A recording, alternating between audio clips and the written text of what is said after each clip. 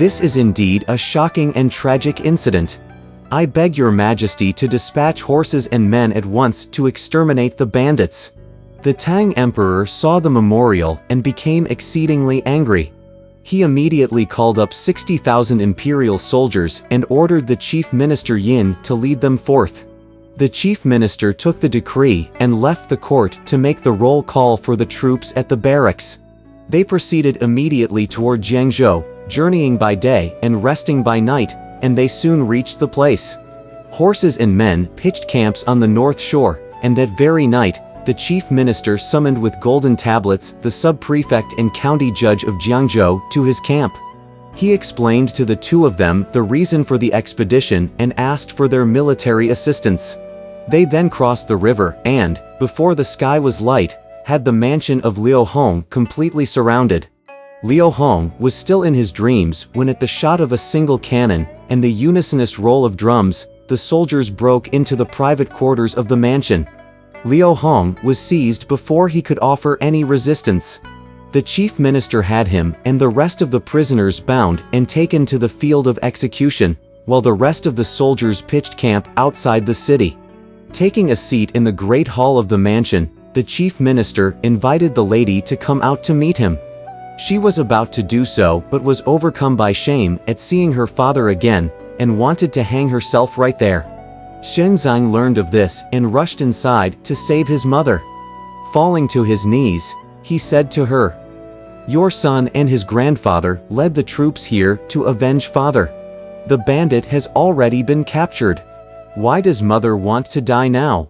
If mother were dead, how could your son possibly remain alive?" The chief minister also went inside to offer his consolation. "I have heard," said the lady, "that a woman follows her spouse to the grave. My husband was murdered by this bandit, causing me dreadful grief. How could I yield so shamefully to the thief? The child I was carrying that was my sole lease on life that helped me bear my humiliation. Now that my son is grown, and my old father has led troops to avenge our wrong, I who am the daughter have little face left for my reunion. I can only die to repay my husband." "My child," said the chief minister, "you did not alter your virtue according to prosperity or adversity. You had no choice. How can this be regarded as shame?" Father and daughter embraced, weeping. Shenzang also could not contain his emotion. Wiping away his tears, the chief minister said, "The two of you must sorrow no more. I have already captured the culprit, and I must now dispose of him." He got up and went to the execution site, and it happened that the sub-prefect of Jiangzhou had also apprehended the pirate Li Biao, who was brought by sentinels to the same place.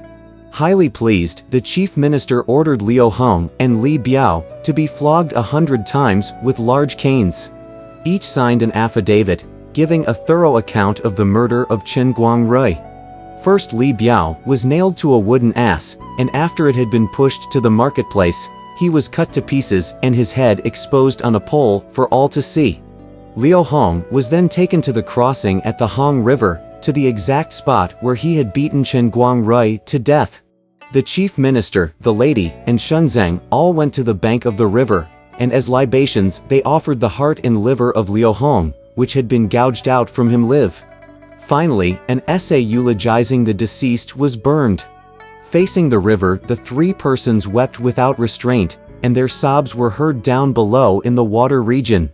A yak patrolling the waters brought the essay in its spirit form to the dragon king, who read it and at once sent a turtle marshal to fetch Guangrui. "Sir," said the king, "congratulations. Congratulations. At this moment, your wife, your son, and your father-in-law are offering sacrifices to you at the bank of the river. I am now letting your soul go so that you may return to life. We are also presenting you with a pearl of wish fulfillment, 2 rolling pan pearls, 10 bales of mermaid silk, and a jade belt with lustrous pearls. Today, you will enjoy the reunion of husband and wife, mother and son." After Guangrui had given thanks repeatedly, the Dragon King ordered a yak to escort his body to the mouth of the river and there to return his soul. The yak A followed the order and left. We tell you now about Lady Yin, who, having wept for some time for her husband, would have killed herself again by plunging into the water if Shenzang had not desperately held onto her.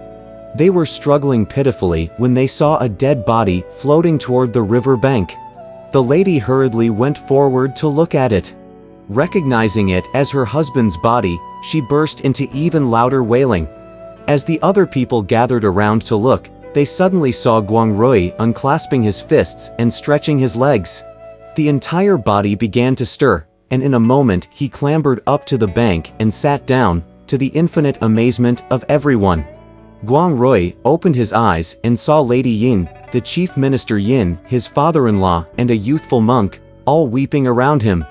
"Why are you all here?" said Guangrui. "It all began," said Lady Yin, "when you were beaten to death by bandits. Afterwards your unworthy wife gave birth to this son, who is fortunate enough to have been brought up by the abbot of the Gold Mountain Temple. The abbot sent him to meet me, and I told him to go seek his maternal grandfather. When father heard this, he made it known to the court and led troops here to arrest the bandits. Just now we took out the culprit's liver and heart live to offer to you as libations, but I would like to know how my husband's soul is able to return to give him life." Guangrui said, "That's all on account of our buying the golden carp, when you and I were staying at the Inn of 10,000 Flowers. I released that carp, not knowing that it was none other than the Dragon King of this place. When the bandits pushed me into the river afterward, he was the one who came to my rescue. Just now he was also the one who gave me back my soul as well as many precious gifts, which I have here with me. I never even knew that you had given birth to this boy, and I am grateful that my father-in-law has avenged me. Indeed, bitterness has passed and sweetness has come. What unsurpassable joy!" When the various officials heard about this, they all came to tender their congratulations. The chief minister then ordered a great banquet to thank his subordinates, after which the troops and horses on the very same day began their march homeward. When they came to the Inn of 10,000 Flowers, the chief minister gave order to pitch camp. Guangrui went with Shenzang to the Inn of Liu to seek the grandmother, who happened to have dreamed the night before that a withered tree had blossomed. Magpies behind her house were chattering incessantly as well. She thought to herself, "Could it be that my grandson is coming?" Before she had finished talking to herself, father and son arrived together. The youthful monk pointed to her and said, "Isn't this my grandmother?" When Guangrui saw his aged mother, he bowed in haste. Mother and son embraced and wept without restraint for a while. After recounting to each other what had happened, they paid the innkeeper his bill and set out again for the capital. When they reached the chief minister's residence, Guangrui, his wife, and his mother all went to greet the chief minister's wife, who was overjoyed. She ordered her servants to prepare a huge banquet to celebrate the occasion. The chief minister said, "This banquet today may be named the Festival of Reunion, for truly our whole family is rejoicing." Early the next morning, the Tang Emperor held court, during which time the chief minister Yin left the ranks to give a careful report on what had taken place. He also recommended that a talent like Guangrui's be used in some important capacity. The Tang Emperor approved the memorial, and ordered that Chen E be promoted to sub-chancellor of the Grand Secretariat so that he could accompany the court and carry out its policies. Xinzang, determined to follow the way of Zen, was sent to practice austerities at the Temple of Infinite Blessing. Sometime after this, Lady Ying calmly committed suicide after all, and Shenzang went back to the Gold Mountain Temple to repay the kindness of Abbot Faming. We do not know how things went thereafter. Let's listen to the explanation in the next chapter.